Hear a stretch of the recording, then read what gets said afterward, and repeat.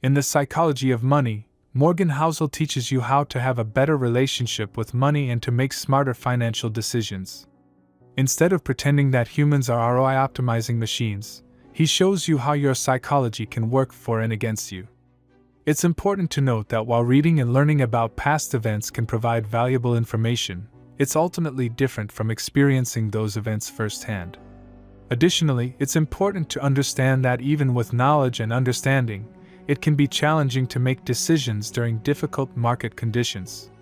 It's always important to be aware of one's own emotions and biases when making investment decisions and to have a well-thought-out plan in place.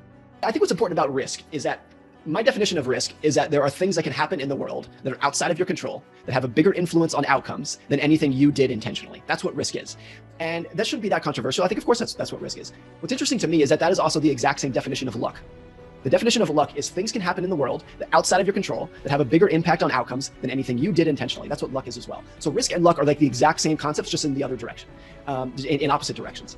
But we think about them very differently in investing. Investors are keenly aware of risk. They talk about risk all the time. And fund managers have risk-adjusted returns, and they hire risk managers. Like, risk is all we talk about in investing. But we rarely talk about luck, even if it is the exact same concept of risk in the other direction. Like, you're never going to hear an investor report luck-adjusted returns. It's ridiculous. It would never happen. So people do not want to talk about or think about luck, because it either makes you look jealous if you're talking about to someone else, or it's just hard to swallow if you're talking about yourself. So we're keenly aware of risk, but we easily swipe luck under the rug. And that's a dangerous thing, because we know luck is just as prevalent in investing as risk is. It's the same thing. I mean, I talk about in the book this idea that, or this story about Bill Gates, who went to the only high school in the United States that had a computer. And look, it was Bill Gates hardworking. Is he a business visionary? Did he take a huge risk? Is he a genius? Yes, of course, all of those things. He's probably the hardest working business genius of our time. But did he have this ridiculous 1 in a million stroke of luck that introduced him to computers when he was 14 years old? Yes. It was a stroke of luck that virtually no one else in the world had at that point, to go to the only high school in the country that had a computer.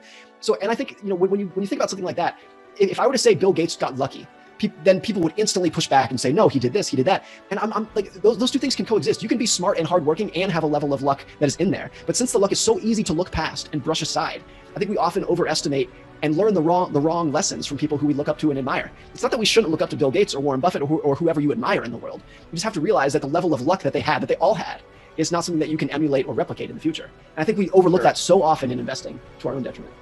Luck and risk. It's important to recognize that financial outcomes are not solely determined by the quality of one's decisions and actions. Luck and risk also play a significant role in determining outcomes. In order to mitigate the risk of overemphasizing the role of individual effort, it's important to be cautious about admiring or looking down upon individuals based on their financial outcomes, as luck and risk may have played a significant role in their success or failure. Focus on broader patterns rather than individual outcomes, as it may be difficult to replicate the success of specific individuals. Be kind to oneself when mistakes are made or when negative outcomes occur, as the world is uncertain and it may not always be within one's control. Warren Buffett, who's now worth $100 billion, 99% of his net worth came after his 50th birthday. And 97%, I think it's 98% now, has come after his 65th birthday. Which is really important, because if Warren Buffett had retired at age 60 like a normal person, you never would have heard of him. He never would have become a household name. He would have retired to Florida with a couple $100 million like a lot of people have, to play golf. And the reason he is so successful is because he's been investing for 90 years and he's let compounding run wild. That's the key to his success. Is he a good investor? Yes, of course. But his real secret is that he's been a good investor for 8 or 9 decades where compounding can go nuts.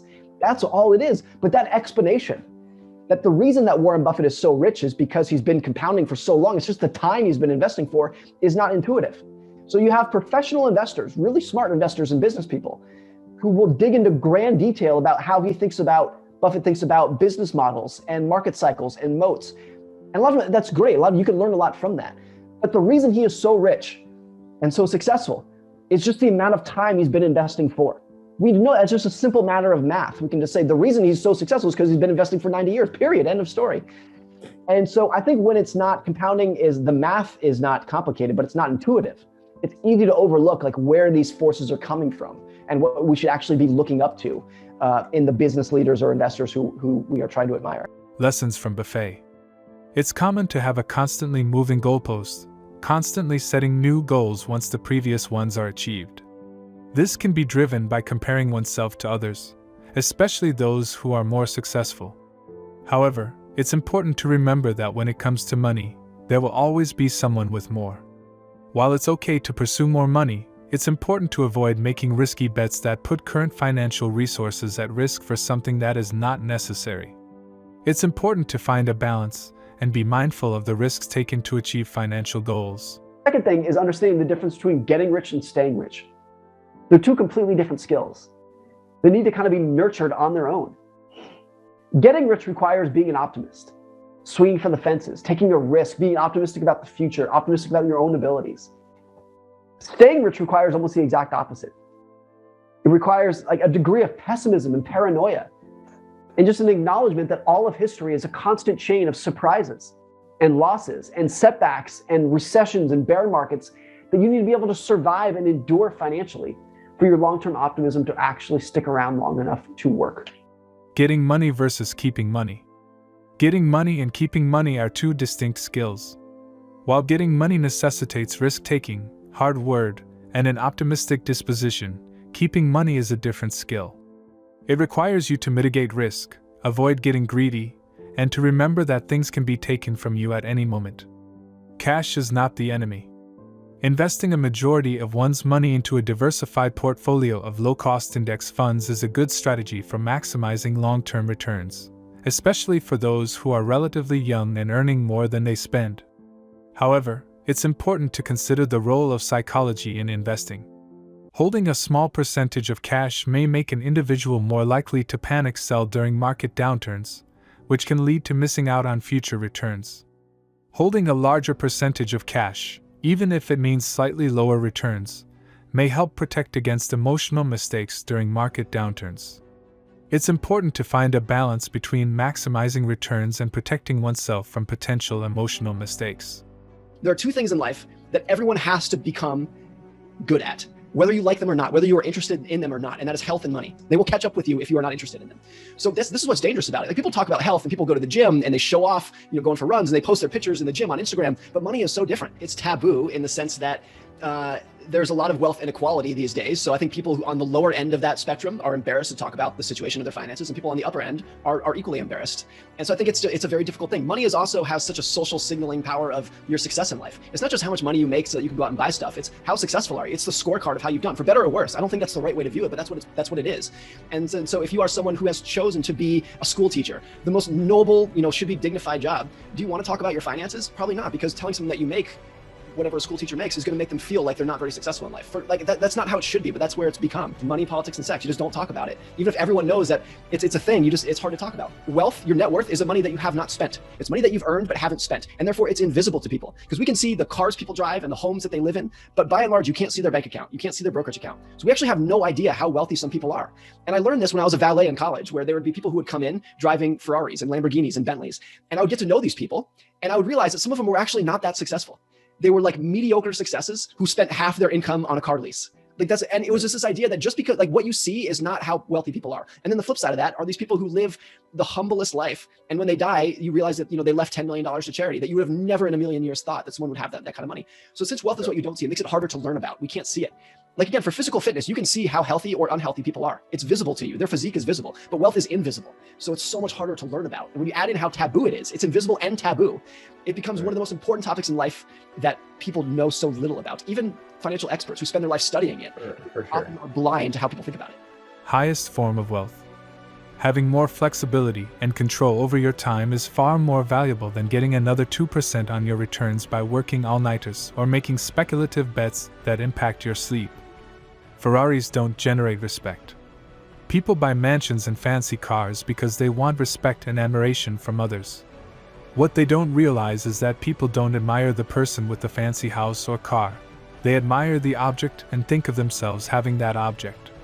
So buying impressive items to gain admiration and respect from others is a fool's pursuit. These things cannot be bought. What's the optimal portfolio? The optimal portfolio is one that allows you to sleep at night. It allows you to generate reasonable returns, while also maximizing your quality of life and control over your life. The price of investing. Investing in order to compound wealth comes with a price, often in the form of market volatility and uncertainty. These can cause fear and anxiety, especially for those who actively manage their investments. In order to successfully invest, it's important to accept and be prepared for this market fee and the volatility and uncertainty that come with it. This means being willing to tolerate the ups and downs of the market, and not allowing the fear to drive your decisions.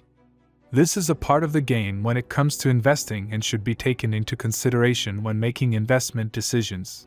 Takeaway from that today, for all of us in this era, no matter how much money we make, is that if your expectations grow faster than your income, you will never be happy with your money.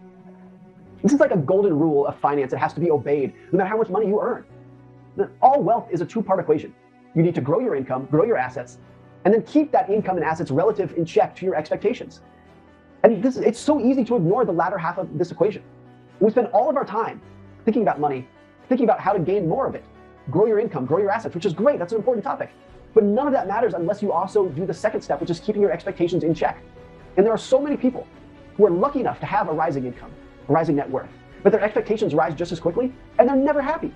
That's the whole story of most growth over the last 70 years. We got way richer around the world, but our expectations grew even more, and we feel worse off because of it. It's the craziest thing. Investing can be a powerful tool for building wealth and achieving financial goals, but it's important to remember that it's not without its risks and challenges.